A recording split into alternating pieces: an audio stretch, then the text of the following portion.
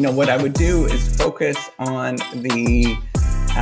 so first of all, when you're doing a statement of purpose, when you're doing it for any graduate program, the focus is not you. So you might be thinking they might say, do something that's personally about you. The focus is actually on the people that you're applying to, right? So you should be thinking about the research that they are currently doing, right? So if you've read all of my research, or if you read all of my colleagues' research at the particular school, and you talk about how cool that research is, and that you want to do something along those lines, so maybe doing something on institutions, for example, or doing something on learning, or whatever it is that you sort of looked up, my profile and thought that this was really cool. I'm going to learn some of this kind of stuff, and I'm going to apply directly to that. And I'm going to talk about my love of doing these things that of interest to the person that you're reading it, that's reading it. Then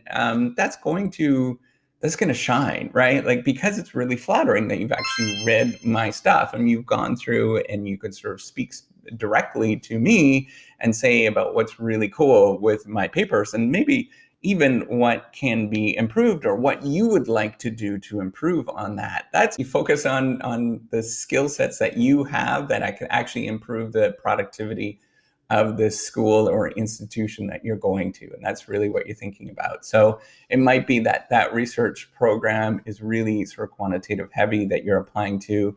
Well, then point out that you are really good at doing, matching data sets and stuff like that, and combining different data sets. You've worked with them, and that you can actually help out their research program. The notice is the focus is always on them and improving their productivity, right?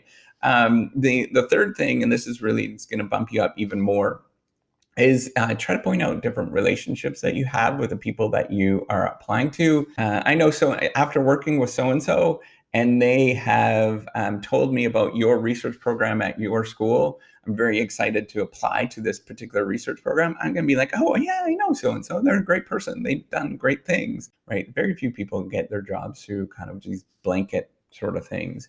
And they get it through relations, and who knows who, and whether they know that particular person. And it truly does work. It really does work. And in fact, as you go along with this career and you become more and more, maybe it's an academic professor like myself, then you actually do have to point out the relationships that you actually have, and they have to vouch for you. Eventually, that's how you get tenure, by the way, if you didn't know that. All right. So the other thing is, what you want to do is focus on trying to be as helpful as you possibly can in your application, and really remove any sort of ego that you have.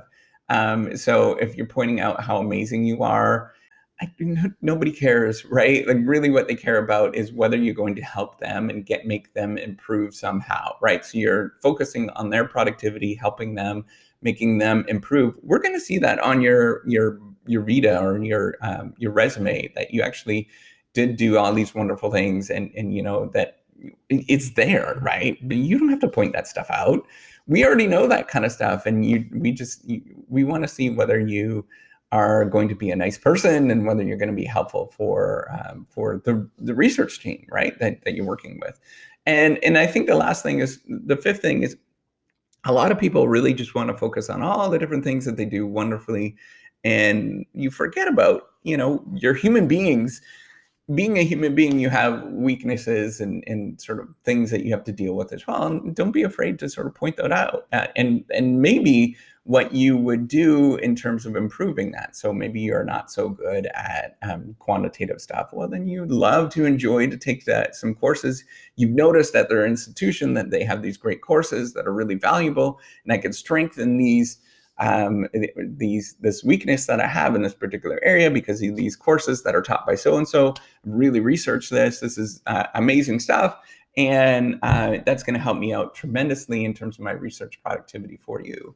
And then the other thing is to, sometimes you don't want to work on those weaknesses, right? So you'd point out, I'm not really all that good at sort of quantitative stuff, but I'm an amazing writer. And, I've done a lot of work in this area that's in terms of writing, and I want to focus on that and develop this particular skill.